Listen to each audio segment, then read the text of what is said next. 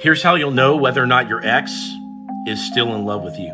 So after somebody breaks up with you, the first thing to do is to go no contact. And maybe you know that already, and maybe you've been putting that into place, but it's really, really hard to execute on because you have to sit with your feelings and you're not getting companionship or feedback or stimulation from the other person that was your person, the person you used to sleep next to, or the person you used to talk to, every single night. And so this experience of loneliness starts to set in on you, and you start to feel like, maybe they've moved on altogether. And you don't understand how they could have done that because you still feel connected to them. But if you've truly been doing no contact, right, that is, you're not liking their posts, you're not watching their stories, you're not talking to their friends and family, you're not wishing them a happy birthday, you're not trying to bring them their stuff back, all this stuff, and so you're not doing any of that, and you're living your best life by getting in the gym, hanging out with your friends, doing your hobbies, and posting about all this stuff on social media.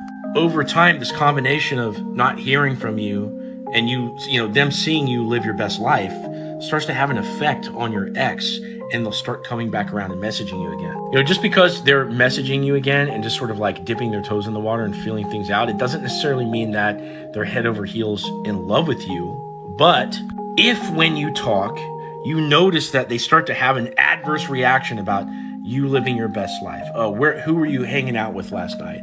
Or they're starting to dig around and try to find out if you're dating other people, or they try to guilt you for going out and being open to dating other people, even though they broke it off with you. That jealousy right there is a clear sign that they still have feelings. Now, maybe they pushed you away simply because they're an avoidant and the intimacy was getting too great and they didn't know how to deal with it. Or maybe they didn't want to deal with the responsibility of caretaking for another person's feelings in that relationship. But in a case like this, in that distance that you guys have had, in that space away from each other, their attraction levels have creeped back up. And obviously this is having an effect on them, and they're starting to think about old times, and they haven't entirely lost feelings because you can tell as they start asking you about, what it is that you're up to. If they were truly moved on, they would be indifferent to you. They wouldn't be reaching out, and they wouldn't care about what it is that you're up to simply because they have something else going on for themselves. Now, if you want to ask me a question about your ex or your situation, what you can do is click on my profile right here. There's a link in there,